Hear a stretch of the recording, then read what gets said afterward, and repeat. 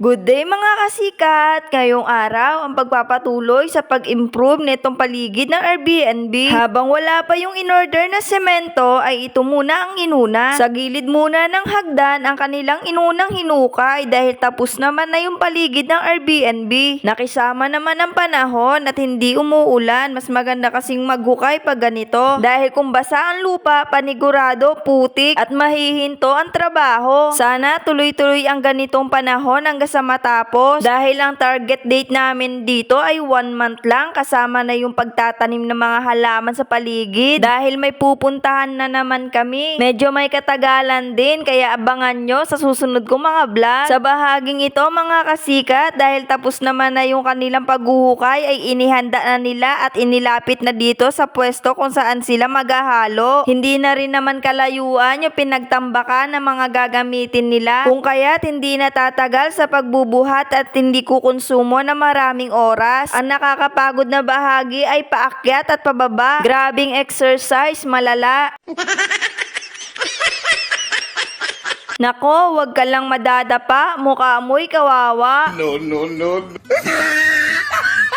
Ibinaba na nila dito upang tuloy-tuloy ang paggawa sa pagdating ng semento ay makakapagsimula na. Yung mga bakal na ginamit nila ay hindi na namin binili. Marami kasing natira dito noong ginawa tong Airbnb. Tapos nadagdagan pa nung dinimolish itong cottage dito na nakaharang sa 4 na unit. Yung matatagpuan sa gilid ng swimming pool ay tinanggal na. Kung saan nakatambak ang hollow blocks at buhangin doon banda. Sa bahaging ito ay nakapagsimula na sila. Maraming halo ng semento ang kakailanganin. Sa lapad ba naman ng hollow blocks na gagamitin? Walang sementong sasayangin. Kaunti pa lang yung nagagawa pero pangalawang bukas na nila ng semento. Marami talagang magagamit na materyales dito. Panigurado naman yung ibibigay na tibay. Hinding-hindi ito sasablay. Hindi tulad ng iyong kaaway, lagi nakasubaybay sa iyong buhay.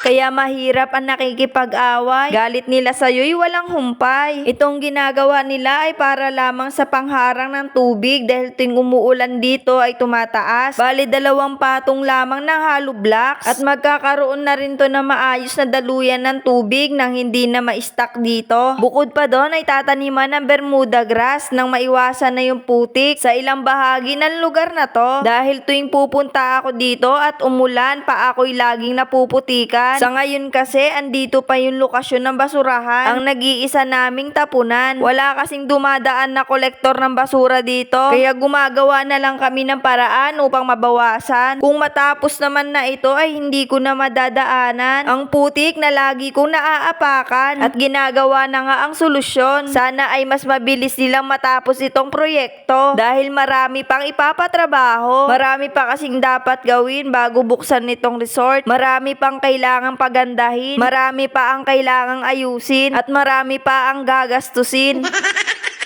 Basta maraming improvement na mangyayari. Mga pagbabago na sa ngayon ay hindi ko pa masasabi. Manood ka na lang sa mga vlog ko kahit hindi ka nawiwili. No. At ito ang resulta sa kalahating araw na paggawa. Salamat sa panonood. Hanggang sa muli.